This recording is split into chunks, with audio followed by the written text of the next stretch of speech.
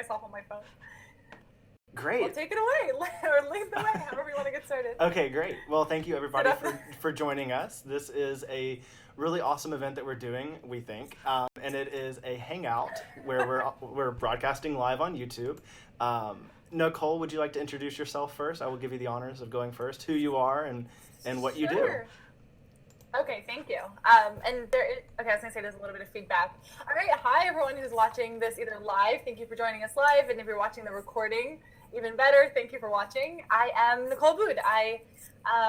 I'm the founder of Abboud Media, which is a modern video marketing agency for lawyers. So we create awesome videos for lawyers and law firms. It's what I love doing. I'm a former lawyer myself, or a former practicing lawyer, I should say.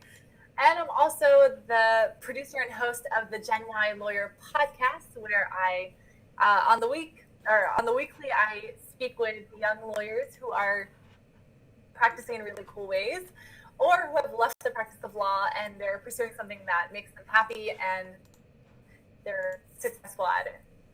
About me, Franklin, tell us about yourself. Excellent. Yes. Well, I am Franklin Graves. I am a practicing attorney. I went to law school just like you, and I am in-house counsel with a music company here in Nashville, Tennessee.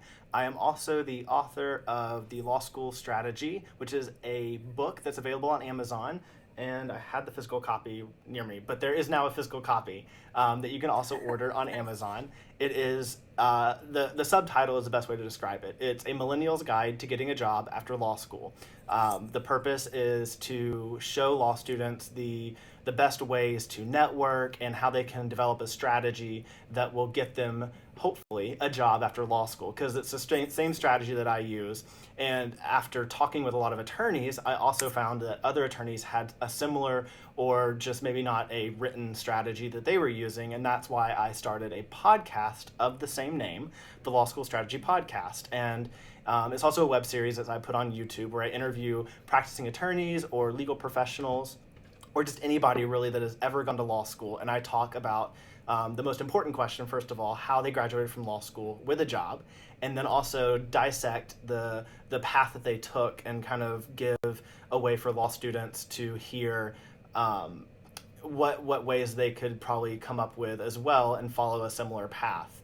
And in addition to that, I've also rebranded it as well, and it's the full Law School Strategy podcast and web series now, where I do interviews now with also law students that are doing cool things, as well as talk about current events that are relevant to law school and share tips. Like coming up on my next episode next week, I'll be sharing about law student business cards and why those are important. So that's cool. A little bit about me. And Nicole, you and I met online, which I think is really exciting. We never actually met in person, but not yet. I don't think that's a problem. I think a lot of people are that way until you find each other at a legal conference or something like that, right? Yes, and the best part is when you finally do meet someone that you've known online only, it feels like you've known them forever. And Nick, who's actually here in the live chat room, he and we met online and we collaborated on a whole bunch of projects together. And then I think it wasn't until a year after we had met online that we met in person, and it felt like we knew each other forever. Excellent. So you can make connections online. It's real. It's powerful. Yes. It happens. Well, speaking of legal conferences, I want to kind of give a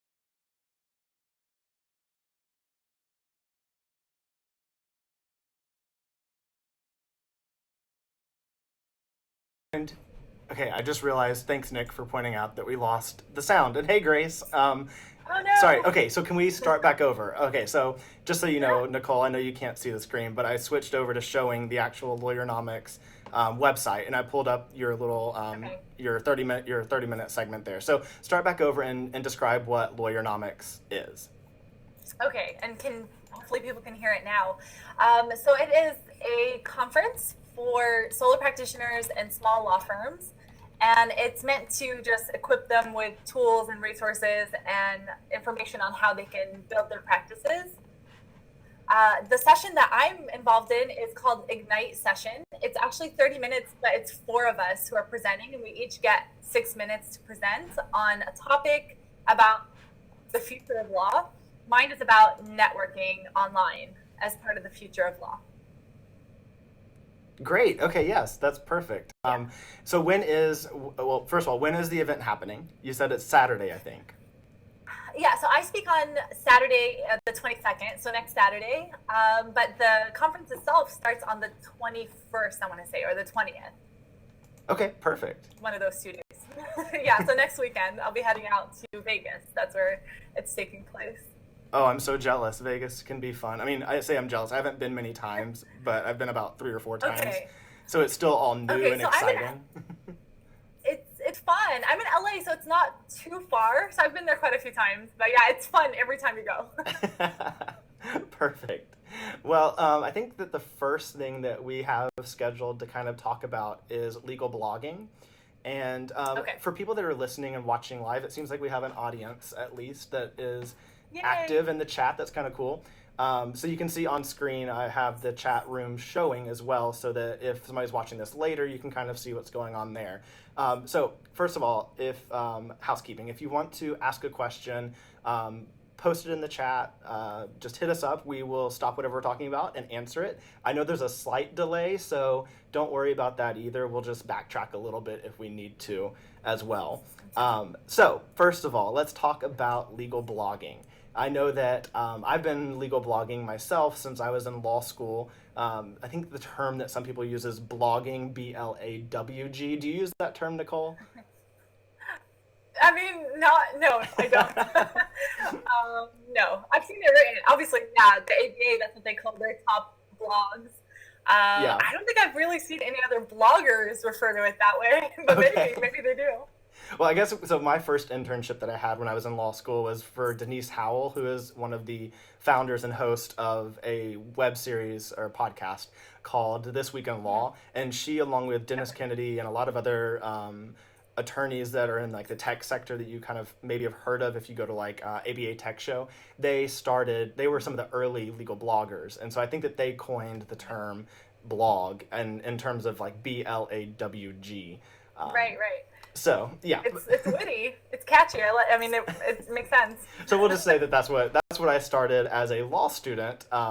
Mine was actually just as a law student, I wanted to develop a brand. I wanted to be a part of a conversation, and I wanted to also use my undergrad degree, which was in broadcast journalism. I have always enjoyed writing. It's just been a hobby of mine. So I put that to good use and blogged about quite a few things, both relevant to law students. So some of the examples of my post where I did a review of Westlaw, I did how to use mobile apps for the Westlaw apps and things like that, and then also how to start a blog as well. But I know that you also have talked about legal blogging as well, Nicole, so we'll talk about that in just a minute. A great resource, I think, that people can go and watch after this is over. But so I actually want to highlight on my own site, I did a two-part blog post called Legal Blogging, and it's how to get started on legal blogging. So let me pull that up real fast on my website. Yeah. Sorry, I should have had this In the prepared. meantime, let me commend you on even starting as a law student. I mean, that's pretty amazing. That's not something a lot of law students do. Yeah, I luckily had the foresight. Let me stall a little bit while I get this loaded up. I luckily had the foresight as a law student to name it a law student's digital mark. I don't even know where I came up with that, but that's what I called it. So that name like easily transitioned over into when I became a practicing attorney. I now call the website a lawyer's digital mark. So. Nice. Okay. If you're trying to come up with a name, if you haven't started a blog yet, let that be tip number one. uh, Mm-hmm. come up with a name that Yeah, can carry forward. right. That's a good one. It's yeah, like when I named my podcast GenWhy Lawyer, I thought, you know what, at the time I didn't think of it, but now that I think back, I'm just like, my generation's gonna grow with me. So as I grow, we're always gonna be Gen Y. It's not gonna change. That's true, and then you can leave About it it. up to, I guess, You don't have the foresight, but you get lucky with a good name. yes, exactly. And then you can leave it up to maybe another future attorney to take up and create a Gen Z podcast or whatever they want to call it at that point. Right. Whatever comes after Z, I That'll be a think few they'll be in years away, trouble. but yeah, it could happen. Okay, so now I'm going to switch back over. Now that I have it pulled up, let me share this, make sure that it stays. Yeah, so here we go. So this is actually part 2. And it's I started out by talking about the ways that you get started, because I know that a lot of people don't even know what to do or how to get jump started in that.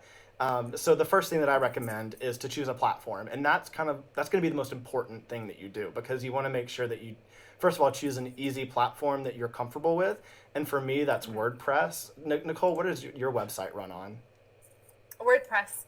Okay, so yeah, so WordPress, a custom install tends to be the easiest, or tends to be a common choice for people that aren't afraid of getting in there and digging in. Well, sorry to jump in real quickly and Yeah. interrupt. It's important to note that there are two WordPress platforms. Yes. One of them is .com and the other is .org. Excellent So I point. think the .com is the one that is a little bit easier to start off with, right? That's the more plug and play kind Yes, exactly. of WordPress. Yes, that's a great point. So yeah, definitely make sure to note the distinction there. So what I first talk about LinkedIn Pulse, and I know, Nicole, you're always sharing articles on LinkedIn, and I see that quite a bit, but Yeah. do you actually write articles and publish articles on there too, as like a main channel for generating viewership or readership? You know what? I post when I don't write anything that's specifically just for LinkedIn. I think that's probably not even a good strategy. Anyways, just it's good to repurpose. But for me, Yeah. what I post on LinkedIn is the show notes, so the blog portion of my podcast, and then I put that on LinkedIn. So I put the show notes and I put a link to the episode, and that's what I actually post on LinkedIn. Excellent. Yeah, so that's a great idea. And the key word you mentioned there, I think, is repurposing content. That's exactly what I do, because I don't know about you or anybody listening or watching right now, but it takes a lot of time to come up with blog posts. The person on LinkedIn, Boozy Barrister, I'm going to give you a shout out, because that person actually writes multiple times a week. And that's Okay. amazing if you can do that. If you can come up with content to write about, that's awesome. But I myself can't really generate that much content, and it's not really a full-time gig. So I love that Yeah. you said repurpose, and that's exactly what I do. So I use LinkedIn Pulse, which I'm showing here on the screen. I know you can't see it, Nicole, but I'm showing LinkedIn Pulse. I use that as a Okay. way to share whatever I write on my blog, because yes, I have like my blog that I want to get viewership and readership up on, but I don't really care if people go to my domain name, franklingraves.com, and actually read there. I just care that they read and they notice that I'm blogging and writing. So I repurpose Okay. my content and just basically copy and paste and share it to LinkedIn as an article on their Pulse system. So I was gonna say, what does the I'm not super familiar with LinkedIn Pulse. I know very little about it. How is yeah, it different than just posting it on your profile as an article? yeah. So is LinkedIn Pulse is the platform name for whenever you write an article. So if you're writing an Okay. article, I think LinkedIn recently redesigned their website to where you can actually, kind of like your status update on Facebook, you click in that box and you have the option to write an article or publish an article, whatever the actual wording says. And then from there, you can also just do what I think you were describing, which is just a status update. And that's what I see a lot of people doing, where you share a link to another platform or something like that, or just type in something related to a photograph or something. Does that make sense? So Okay. that's kind of the difference. It does. So I do both of those. I post Yeah. directly on my, yeah, okay. Sorry, then you're good. Oh, sorry, I wasn't too familiar with Pulse, but that's good to know. Yeah, they don't advertise the Pulse name, but if you look at the URL of an article, you'll see that it's actually LinkedIn and it's using the Pulse. That's kind of like, I guess it's kind of like their publishing platform, kind of like a WordPress or a Blogger. That's the the publishing platform service underneath. But anyway, so next on the blog post that I wrote about choosing a platform, I talk about just what you just mentioned, which is WordPress.com, Blogger, Medium, and Tumblr. Those are all free for the most part, I think. Yeah, all free, but they have paid. Some of them offer paid, like advanced features, but they're free and super simple to get started on. And then the next level up, I would say, is a self-hosted WordPress, which is WordPress.org. And you have to get like a GoDaddy or some type of hosting. Who's your hosting provider, Nicole? Bluehost. Okay, so Bluehost, yeah, that's another good one, I'm sure. Are you happy with them? Would you recommend them? Yeah, Okay. I would. I've been using them for about 2.5 years, 3 years, and every time I had an issue, it usually was small, and I would call them, and they're very responsive and very helpful. So I like them. Great. That's good to hear, yeah. Yeah. So Squarespace is another one, but those are kind of, I recommend if you're kind of just dipping your toe in the water or dipping your toe into starting a blog, go one of those. Go one of the easier, cheaper routes before you start paying and go with that. And then, as we said, don't limit yourself to one platform. It's important to cross-post if you want to do that. And then on the second part of the blog, I talk about overcoming the fear, first of all. So if you're one of those people, and I want to talk about this for a second, and Nicole, you might have some insights as well. I want to talk about how if you don't want to take a leap and start your own blog, but you still want to just try writing and doing that, reach out to an existing blogger that you know and just ask them if you can do a guest post. Because as a person that's always trying to generate content on my own sites and platforms, I would love to have, I know I would jump on the opportunity, provided, that they're a good writer and they have a good topic that's relevant. I would love to have somebody guest post and give me a break from having to generate content for at least a couple days. So have you ever have any experience in that, either being the guest poster yourself or having somebody ask you? I've guest posted on a few other websites. I haven't had many people reach out wanting to guest post for me, but that's because I've never offered that opportunity. But actually, about a month ago, I sent out an email to all of my email subscribers, letting them know that on the new website, Abboud Media, that I'm going to use that as a hub for lawyers who want to write creatively. Most lawyers write the post and they have nowhere to publish it. I would be more than happy to, hoping that people start contributing to mine. And actually, if anyone's watching, if you're a law student, if you're a lawyer, if you have an itch to write and you just don't know where to post it, and you don't have your own platform, reach out to me. We can definitely talk about it, and you're welcome to post it on mine, and I can help you promote it. But yeah, no, I think that's great advice. Starting with guest blogging is a great way to dive in without fully committing with your own blog. It's definitely good advice.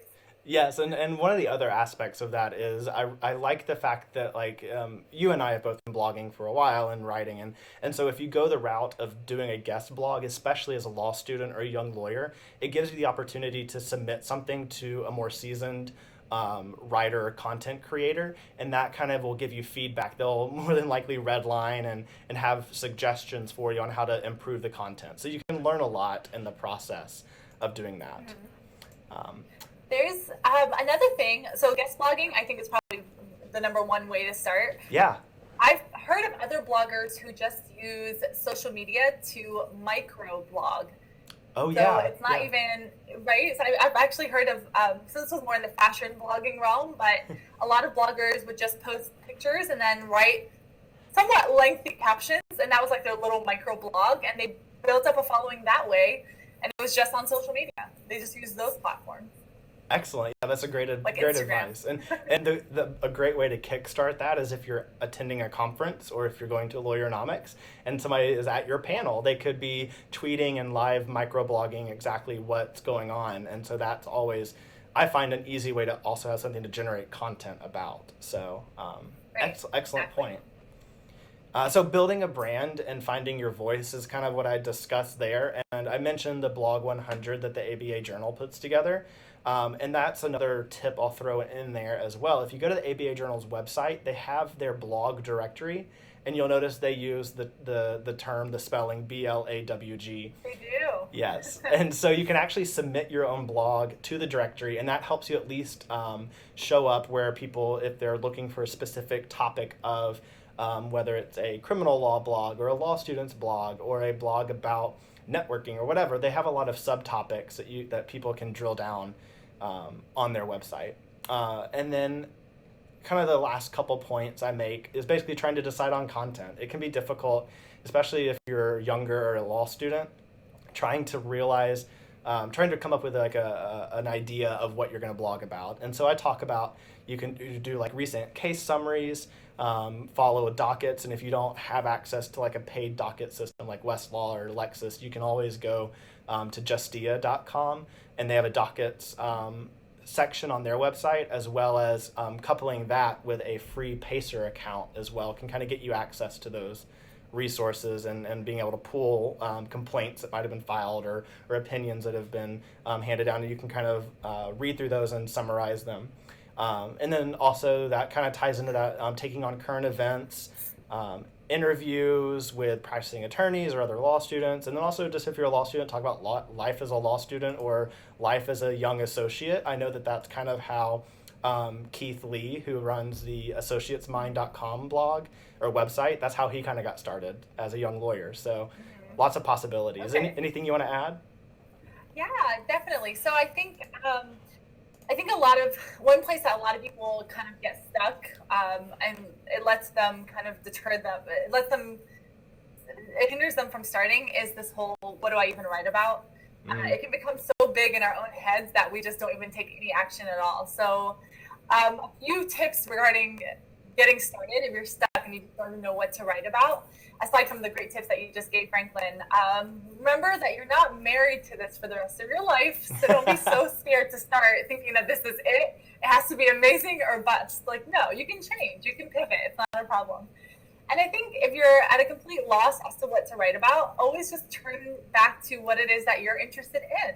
And it could be, even if it's not related to the law at all. I mean, whatever you're interested in, that's always a great place to start, because that's gonna keep you going when you are just buried with work or homework or reading, and you don't want to write something else. But when you think about, oh, this is something I'm actually interested in, it'll kind of give you that extra nudge. So turn back to your interests. Do you have hobbies? Do you have any skills that are outside of what a typical lawyer skill would be, or law student skill, I suppose.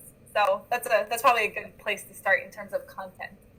Definitely. And one last point I'll mention, as Grace Sims, she's actually works at Cumberland Law School down in Birmingham, Alabama. She mentions that she also uses Bluehost, and she's very happy with them. So there's another shout out for them. Yeah. There you go. Yeah, they're pretty good. Okay, well, before we move on from the topic of choosing or creating your own blog, anything else you want to talk about within that sector, or do you kind of feel like we've covered quite a bit?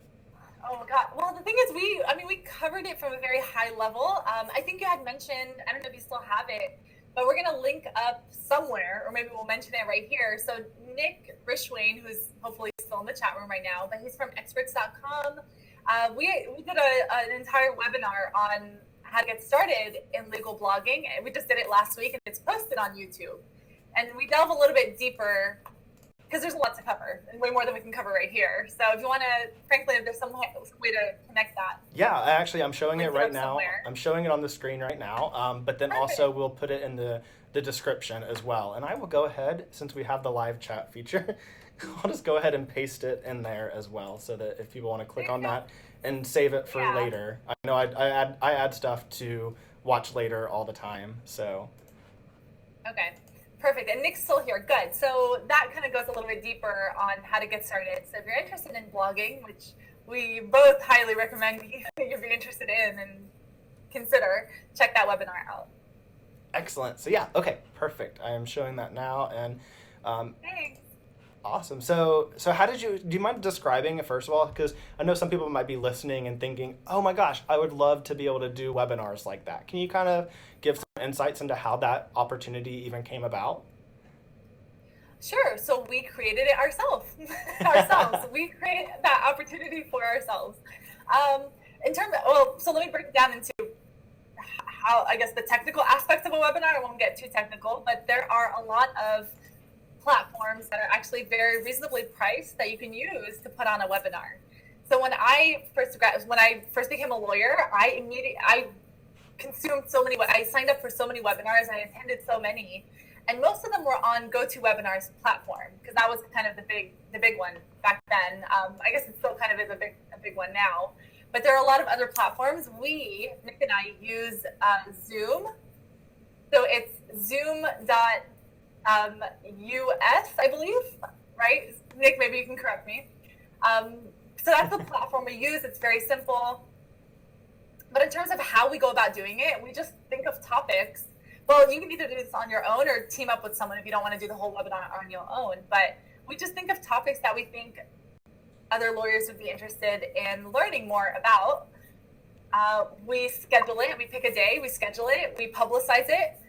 We prepare for it. So we prepare some slides. We work together to figure out who's going to talk about what.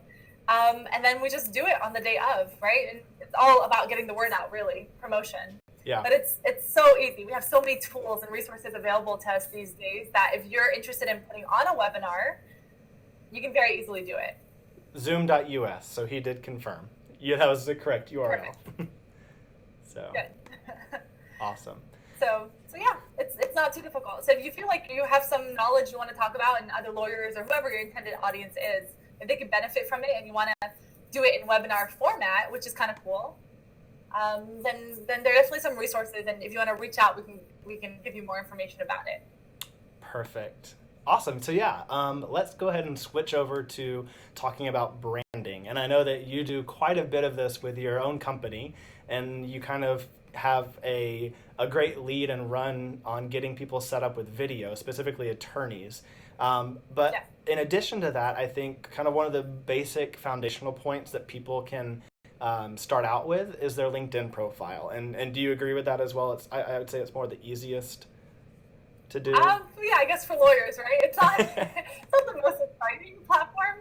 I'm still on it. I still engage. It's not necessarily my favorite one to be on. Yeah. But yeah, LinkedIn definitely has. I don't even know what the number is, but it has in the hundreds of millions of users. I think maybe 400 million, probably more. Good grief. A lot of professionals are on there. What is it? I said good grief. That is quite a few, but yeah. Oh. I view it as more of like I was like, I'm gonna be. Yeah, it's a lot of people, a lot of users. Most of them are professionals, right? So it's definitely a great platform for lawyers to be on. And you're right, it's a great place to start building your brand. That's one place you can start shaping people's opinion about you, or just how they see you, how they view you, and how they feel about you, which is really what building a brand means, right? Exactly. So yeah, I think it's every part of that profile, from the articles that you post to the tagline under your picture to the picture itself. So I don't know what exactly you want to talk about LinkedIn, but we can definitely dive in. Yeah, so I kind of thought that we'd have fun, and I told you this beforehand, that we can kind of take a look at both of our LinkedIn profiles and kind of examine that and use that as like a jumping off point. I can't see yours though. I'll just pretend like I see yours. I'm sure it's good. Okay. I apologize. That's right. I'm going to try to figure this out. So first of all, let's just do another housekeeping note. I recognize that there is definitely like a delay in the live stream, but then also the fact that it's kind of jumpy. So maybe if we do this again, we can try to find a different way around that. I just wanted to kind of experiment. Okay. I'm using a piece of software called OBS, which is Open Broadcast Software, and it's recommended for being able to control, like have kind of like a digital control room within the software on your computer, and that way I can have like do like the side by side and have our video on top of each other and actually show the chat, as well as going back and forth like I'm doing right now, going back and forth and actually showing like a screenshot of a website and actually interact with it. So okay. And I'm following along on my phone. That's why I'm looking over here. Yeah, yes, perfect. So yeah, but I know that like companies like Zoom that do webinars allow that same functionality, but I've never found an option that allows it to go straight into YouTube Live. and again, I'm working on a laptop, so I don't actually I haven't invested in the hardware necessary to truly do this the right way, but we'll roll with it. We're still having fun, and I think that at least hearing Yeah, us audio wise, people are still understanding and getting great content. So, um, exactly. Yep. okay, so housekeeping note is over. Okay, so let's talk about LinkedIn. First of all, let's talk about the profile picture. Um, Okay. Professional headshot and or not. What are your thoughts? Oh, I was gonna say or not. It doesn't. I would, as long as it looks friendly and welcoming and inviting.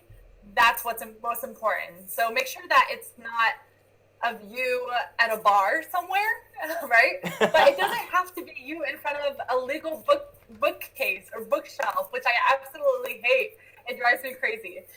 You're not any less of a professional just because you're not standing in front of some legal books, okay? I'm sitting on a staircase, just sitting down, looking comfortable, and I get connections all the time. So it doesn't have to be super professional. Just be personable. Exactly. And as My humble opinion. and as Grace points out in the chat, it's very important in the job hunt too. Your overall LinkedIn profile. So if you are the kind of the way that I advise law students that I talk with about LinkedIn and the profile picture specifically is that if you're trying to go for a big law firm job and you know that you're going to go that route, you might want to consider having a more professional headshot taken and actually put on your to use on like your social media accounts. Like Twitter and Facebook, obviously those don't have to be the same, but in my opinion, and this is kind of good, I think we both have kind of maybe different opinions on this, but like with LinkedIn, I think that it's a professional, forward facing basically resume, and people are going to go there and see. And so if you're going for a job that is more not professional, because it's not like other jobs aren't professional, but if it's more uptight, is that another way to say it? I'm lacking for a better term. If your professional looking image in a traditional sense, how about that? That's a very kosher way to say it. That's a good one. Is more is more important. Then I think it's yes, you should have like a suit and tie on. Or if you're a female, maybe I don't know what I can't even begin to describe what might be appropriate to wear there, Right. but What wear? but yeah, so that might be something to consider. But with mine, for instance, I went without a tie. I went without a jacket. I did more of like a modern background with a brick background. So I'm kind of like I guess I would say in between. And so yeah, so that's kind of something just to consider. Think about who your target audience is, and then kind of tailor it towards that. And also, I'm sure some law firms might even have branding guidelines that require certain things. So if you're going that route, you might not even have a choice. It could just depend. Yeah, that's true. And you kind of touched on this as well, Nicole, which is another aspect of your LinkedIn profile that I think just should not go without being edited from the default, and that is the tag headline. For whatever reason, people seem to think that it's okay to just leave your current employer name and then your job title up at the top. But can you give me your opinion and insights into why this is not a good option? Sure. So I actually just heard this on a podcast somewhere, and it was an interview with a LinkedIn expert. So I wish I could cite to a source, but aside from this guy whose name I can't even remember, but he actually said that, and this is not something, this is something that a lot of people don't know, but that tagline, that headline under your picture, is actually used for SEO purposes. So it's actually whatever words you use in there are used when people are searching for whatever word they're searching for. So if you want to be found for a certain word, include that in your tagline. Not a lot of people know that headline is searchable. So it's important to not put your employer's name in there unless you want to be found by your employer name, I guess. But mine, for example, and I'm not going to remember off the top of my head, I think it's something like helping lawyers and law firms grow their law practices through video marketing. So if someone goes into LinkedIn and happens to type in video marketing, I'm hoping mine shows up somewhere on the first page. I haven't checked, to be honest, but no, yeah, I think that's excellent. I had always just assumed that I did not actually know that it played into the SEO algorithm or whatever LinkedIn is using, but I always just assumed that it was the bullet points or whatever description you had in your job points or the description that you have in your bio. So that's actually a really good point to make about it I mean, actually. hopefully, like I said, I wish I had an actual source to cite to. What you're saying in terms of the bullet point. That's usually the general advice I give people anyway. So make sure you're addressing who you help, how you help, and why you do it, or something like that in your tagline. Excellent. Yeah, that's definitely very good advice. And then on mine, mine currently says intellectual property, media, and technology law attorney. And then I also say media and entertainment professional. I just now realized that I don't have anything related to being in-house counsel or general counsel or anything like that. So if those are the types of jobs or people I want to try to find me, might be good to add those kind of keywords or tags into the headline. Maybe it's worth looking into at least. It's worth just quickly searching whether that's accurate or not. If the headline is searchable, and if it is, then use better descriptions, not just titles or job titles. Yep. Okay, so I've got yours pulled up now, and we see it's helping lawyers and law firms grow their law practices and connect with clients using video marketing, and that's perfect. Yeah, I think that's great. Yeah, I mean, it talks about who I help, Yep. lawyers, law firms, what I do, and how I do it. Excellent. And then also going back to your profile picture, one important thing is it looks like it's taken with a professional, maybe DSLR camera of some kind. And I think that's another important point. You kind of hinted at this to make sure you're not taking a photo and putting one up that was just out at a bar or something. And the other thing that I hate to see, I hate when somebody crops it and you can see the shoulder of somebody. It's like that's so funny.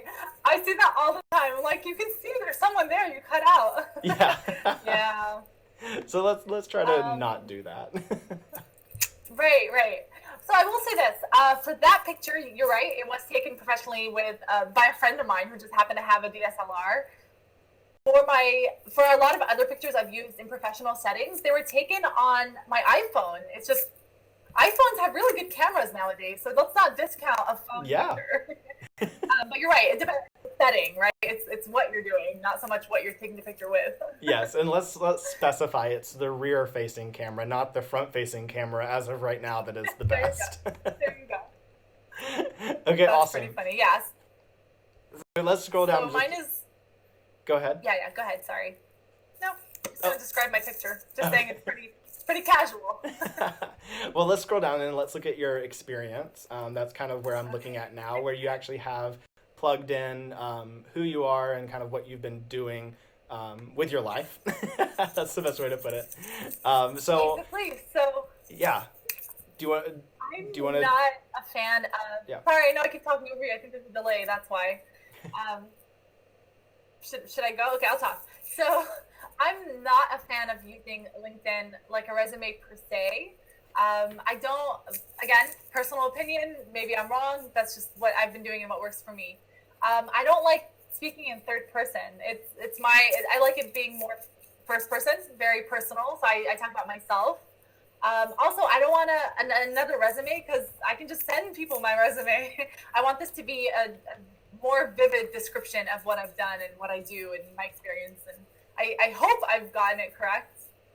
I keep tweaking every time I go on LinkedIn, but I'm fully moving towards where I want it to be. It's so hard not to do that. I agree. And then, so adding to that, I would say actually tagging the company name as well is kind of important because it can show like the logo of the company and it can let people click on it to know more about it, that kind of thing. So when you're actually in the experience section, make sure you tag. Like, so I noticed you have El Camino College actually tagged because you're an adjunct professor there. So little details like that are very important, as you mentioned.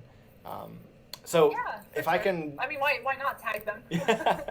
Well, I know a lot of people don't, like, they're not patient or whatever. They don't know that it actually links to it. So I see that sometimes people just type in, like, I know this happens with law school names a lot under the education section. If you just type in what you might think is the name of your law school, even though like it's not actually the name, like the official branding name of your law school, or law school or university, whatever your history is. So Those are the kind of the distinctions that I think are important to make, and just spend some time making sure that you've got the details down on your profile.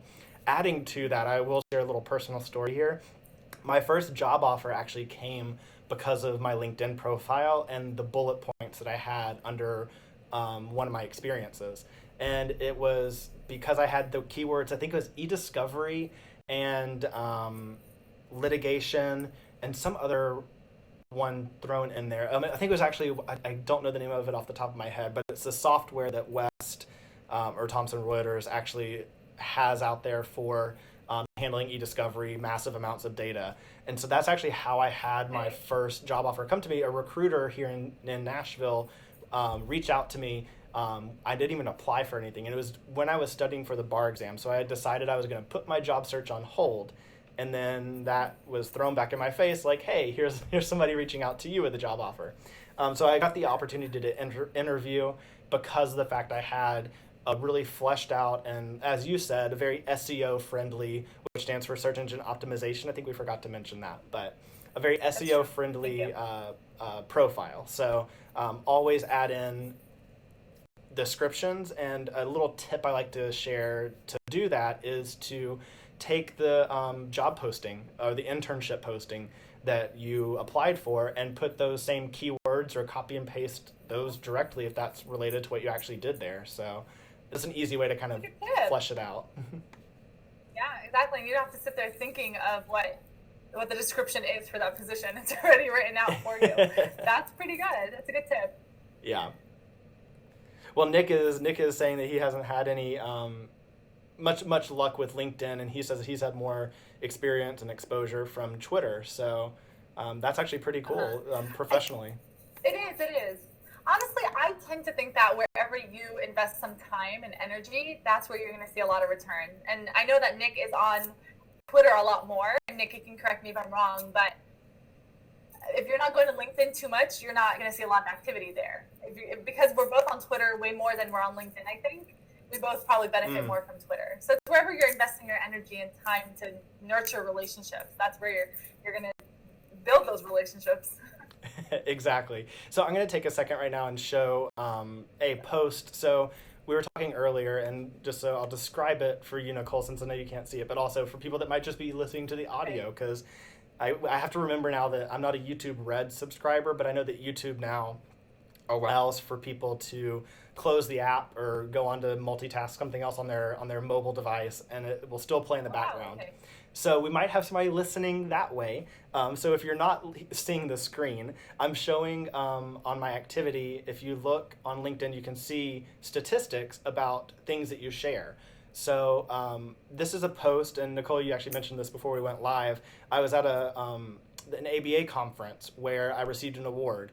And so what I did was I wanted to publicize this fact, going back to our branding talk. And so what I did was I shared the photo of all of us in a line receiving the award and holding our awards out. But then I also made sure to tag, and I'm showing right here on the screen, I'm showing where I actually, I didn't just type out the names of people that were receiving the awards. I did the autofill. So I started typing their name, and if it doesn't do that, you can type the @ symbol, so Shift-2 on your keyboard, the @ symbol, and start typing the person's name, and it should show you like a list that you can choose from. So I started doing that, and I just tagged all of the people plus their organization, if I knew that their organization wouldn't mind. And so I want to point out here, like, if you look at the statistics on this post, it got 5,200 and it's trying to load here. 5,260 views, which is just insane to me. Like, normally my posts get maybe right under 100 or something like that, but so yeah, so that's one of the things I like to point out about LinkedIn is if you're trying to build your brand and share things that you're doing that are really cool, and in this case it was not just myself that was doing something cool, it was other people that were with me, that can really do wonders for people knowing who you are and building your name within the profession. Yep, good job. So yeah, so and it's not like not do what? Go ahead. The others in your picture share it as well? Yeah, so they could actually take that post and share it, but by tagging them, I'm pretty sure this is the way it works, just like on Facebook and other platforms. By tagging them, it automatically shows up to their connections as well. Oh, nice. Okay, that's good. So yeah, so you kind of hit all of those different points. But yeah. Hmm. Good job. Congratulations. Yeah, Good so award. that's like the largest one. And then one before that, where I shared about the being on the panel, and I tagged my co-panelist, which is what you could do with the Lawyer-nomics. You could tag your co-panelist. That one got up to like Yep. 2,000 something. So yeah, always be Okay. thinking that's kind of my little tip I like to share is always be thinking of ways you can maximize your audience, and tagging Yeah, other people is one way to do that. So. that's true. Those are good tips. Are those the tips that you include in your book? Because that's really good. Actually, those I tried not to include like so specific where like I'd Too have to like do specific, a yeah. rewrite, like in like probably Yeah, LinkedIn's going to change something about this within 6 months to a year from now. So yeah, that's true. That's true. but yeah, good point. I Well, do good talk job. about it at least on the surface. It's a good plug. It's a good plug for your book. That's awesome that you even have a book. Like that's rare. Not everyone can write one. So good job. Well, thank you. Yes, I appreciate that. So, as in the chat, as Nick says, it does come down to where you spend the time. And as he clearly points out, he spends the time on Twitter, and I've tried to be more active on Twitter. And Nicole, you're now spending a lot more time on YouTube with your videos. So, do you want to talk about that? That's a great Yeah. transition to your Sure. videos. Yeah, we definitely can. Yeah, so YouTube is a new kind of area for me. I've That's a new social media platform that I'm kind of trying to learn more about and get into. Now that it's funny because that I haven't used since 2014. Because when I bought my new iPhone, I stopped using an actual camera. And I was looking through it the other day, a few months ago, and I saw these videos that I recorded back, it must have been 2014, 2015, and they were meant for my blog, the one that I had at the time, and it was a fashion law blog. So in the videos, I was talking about just legal cases, right? But I recorded like 5 of them and just never published them anywhere because I was just so nervous about putting it out there. So I'm saving them for another day if I ever want to publish them in the future. But so that kind of brings me to this point of if I had just stuck with it back then, I would not be a newbie on YouTube right now. But it's never too late. So I've started just posting videos. I'm about 6, 7 videos in, and I'm showing your channel right now, by the way. So. Okay, sure. Thank you. Yeah, I would love for people to subscribe if you're interested in what I talk about, which is just career advice for law students and lawyers, kind of what you talk about, Franklin. But also building a brand, networking, getting public speaking engagements. I travel and speak pretty often, so I'm recording the behind the scenes journey, that kind of stuff. But it kind of goes hand in hand with what I'm doing for my clients because I'm creating videos for lawyers and I want to walk the walk, not just talk the talk. So I need to be on YouTube myself if I want to be immersed in this world. Excellent. Yeah, well, I think that you're creating really awesome videos that are, at least from my view, very tag worthy. Like you use headings and titles that are eye catching and also I think good for algorithms. So, Thanks. what have you I'm learning. found? It's a learning process. I think that when I watch them back, and this is probably true for anyone who's creating any content, when I watch my videos, I'm very critical and I see all the things that I can improve. But it's not enough to stop me from putting it out there. So going back Yeah. to people who want to start a blog or anything, even if you're really embarrassed or really nervous about people's feedback and criticism, don't let that stop you. Still put it out there. Excellent. Yes, I think, and you and I have actually talked about Thank that you. before. Like we both are very hesitant sometimes to post a video that we have just recorded because it's like, is this really bad or is this actually good enough to post? But I think it's just overcoming that hurdle of just doing it because in reality, it's Exactly. not that big of a deal. Like it really is not that big of a deal. Nobody's gonna be judging it too harshly. I mean, it is YouTube, and you can have some trolls, but That's true. But yeah, also, when you're starting off, I think our egos are bigger than they really like. We think all these people are watching our videos. yeah. Like very few are. Well, you can see the view So count you too. can get away, The view count also helps keep me in check with that too. right? It's like only 10 people watch this. Take it easy, Nicole. You're not a star. So So yeah, that helps. So can we kind of, I want to plug what you do for attorneys as well. So you help attorneys Thank you. do similar things, right? With Yeah. video projects. Can you describe a little more about that? Sure. So for the lawyers, it's a little bit different. So my videos are more vlog style. For the lawyers, it's a few different types. So one of them is the more highly produced introduction video that goes on a website. So these are more, like I said, highly produced. A lot of behind the scenes. This is who we are. This is what we do. This is how we can help. So very different than the vlogs that I'm doing. And then another type is the weekly legal how-tos and tips. So depending on what practice area you're in, if you just want to start an educational series, that's what we can help you create as well. Excellent. And so one of the questions that comes to mind, obviously, is the attorney ethics and advertising rules. So have you had to kind of think of creative ways to overcome those at all? Um, no, not yet. I haven't run up against any issues. I'm not very, so the way we make our videos, and this is something I'm purposely doing, it's not very advertisement driven. It's more just brand awareness and brand building. So it's not like I haven't, knock on wood, I haven't had any issues. But that's because it's not blatantly like that kind of advertisement where it's like icky and kind of cheesy. So no, Yeah. I'm not too worried about it. A vlog is very similar to a blog. It's just in video format. So if you're not worried about blogging and running up against any of those issues, then you shouldn't worry too much about the videos.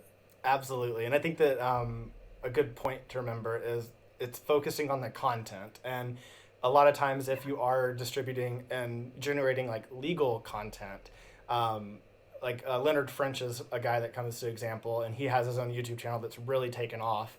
And we need to get him and talk with him too. But he takes it from the standpoint of, like we mentioned with learning how to do your own blog, he takes it from the standpoint of commenting and summarizing court cases and court proceedings and dockets. And so I think that's kind of different than giving specific legal advice. And that's what a lot of attorneys are obviously shying away from and should, because that would be more in line with ethics. But Exactly. yeah, and Nick, I think, points out a good thing is like what you do with your blog and vlog is very aesthetically pleasing, and that's kind of what I've done on my channel too. I tried to make YouTube has their a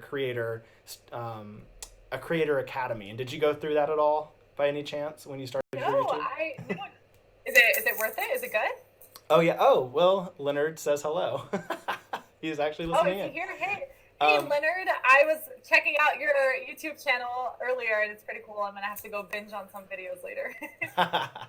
So yeah, but so I think you got to check out YouTube Creator Academy, and it's kind of like a kickstarting guide to learning everything you need to know about the platform, and how to make your videos actually branding wise, and also just the technical side of it actually be in line with what YouTube is wanting and what their algorithm favors, and also what viewers are wanting, because they share all that data. So check out if you're somebody listening or watching that is similar to Nicole and myself, that you want to get kickstarted in this video for online consumption business, or just on the side like we do, like I do, then check out the YouTube Creator Academy, because that's a really valuable resource and can help you get up and started. And then also, obviously, if you're a law firm or somebody that wants professional help on this level, Nicole, you would be the place to go for that, I would say. So. That's true, and it's aboudmedia.com. Perfect, yes. Thanks for the plug, Franklin. Can't give it all away for free, right? And I mean, obviously, a lot of people can't do this anyways, and a lot of what you do, like you said, I think I asked you about this because I thought it was interesting that you're located in LA, and you in my mind, again, this is just somebody here from the outside. I mean, people probably say this about Nashville and me being able to get anybody country music wise, but for you being in LA, I feel like you have access to a lot of production facilities or talented people. Is that accurate? It's pretty, I mean, I wouldn't say a lot, but I definitely have. Actually, it's funny, I know a few lawyers who are now starting to produce movies as well. So they write scripts and they produce them as well. So I do, even through other lawyers, I have those connections. So I wouldn't say it's a lot. I'm Okay. not necessarily living amongst the celebrities. Well, I know that But here in Nashville we have a lot of like musicians. Like if you go to a coffee shop, more than likely your barista is going to be okay. a very talented studio musician. So Struggling artists. yeah. Yeah, we definitely have a lot of those here. So. Awesome. Okay, so That's funny. anything else on the video? I'm trying to look and pull up my notes here about what else we were going to talk about. I'm going to make sure we. I mean, I actually wrote free, just a free guide on the 5 types of videos you could start dabbling in if you're a lawyer, or I guess if you're a law student. Yeah, So go if for people it. are interested, I'd love to give it out. I actually wrote. Let me see if I.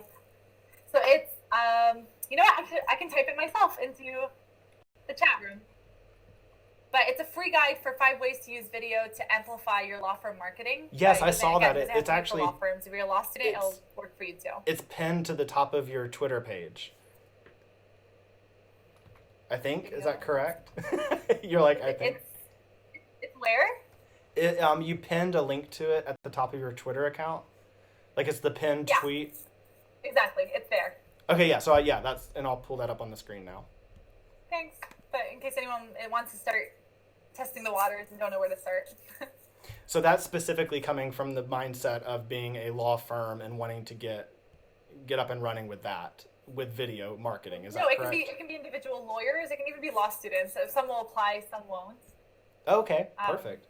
Yeah, so it's a little bit for everyone. Actually, you know what? Let me hear about you. Why did you? And I don't know, we're almost done. But why did you decide to make it a web series / podcast? Well, as I said earlier, I come from a broadcast journalism background. That does not mean that I should have been an anchor, and I did not want to be a news anchor. But I just really enjoy creating content, and video is something I'm always passionate about. And so, coupled with the fact that I know a lot more people are consuming media, video media through YouTube type platforms. So if you're like a Let's Play type gamer where you broadcast your video gaming, you would go to Twitch. And so I knew that YouTube is where a lot of eyeballs are going, and I had my blog and it was great and it still is great and I still write articles, but I wanted to kind of transition and just start creating videos because first of all, like I said, I have a background in it and I knew the technical aspects of doing it, but then also I enjoy doing it. So I was like, why not? And I feel like I've gotten better. I hope I have at being in front of the camera, but I still have a long way to go. But that was kind of my biggest hurdle, I'll be honest, was getting in front of the camera and not being afraid of messing up or not having the right look or the right thing to talk about. So I just forced myself to get over that and just did it. And it was hard at first. And that's why the first couple of my videos I did in front of like a green screen and edited them and took a lot more time with them. But now I do the podcast web series where it's easier to just get in a Google Hangout and that can be sent and uploaded straight to YouTube without having to do much of anything. So yeah, that's kind of why I got started and how I got started. And I guess like one other point I'll make before I before I end is that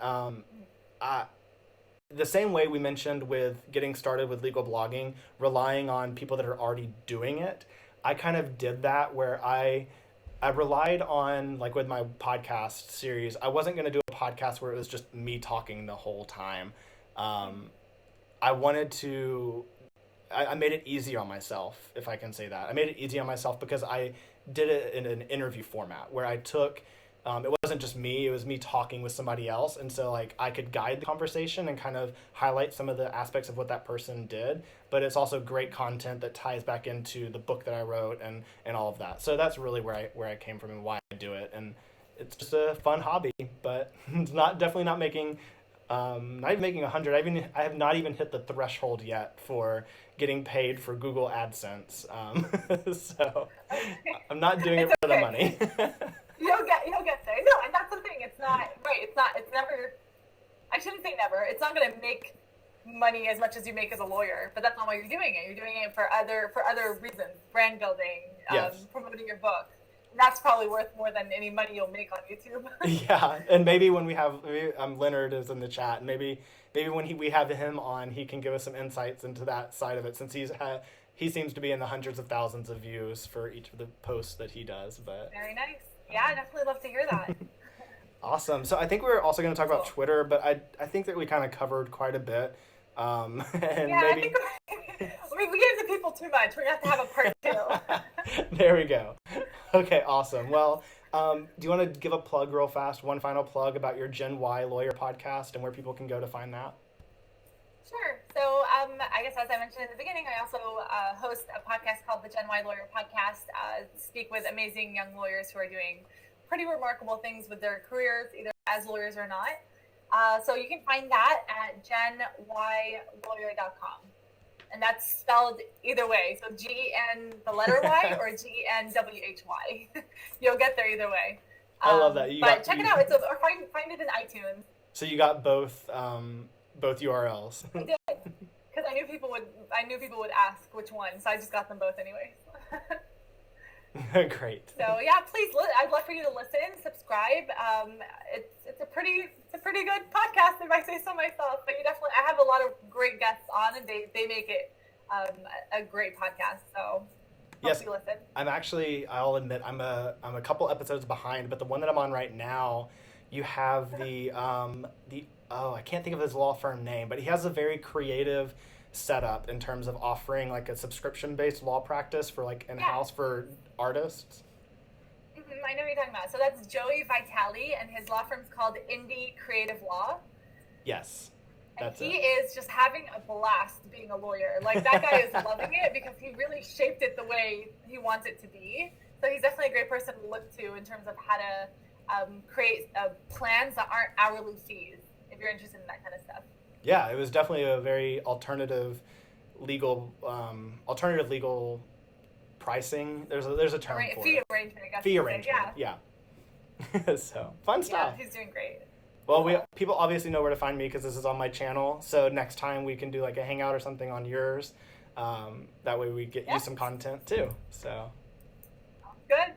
Awesome. But thanks for having me here. I'm glad we did this it out. I like it. Yes, and thank you everybody in the chat.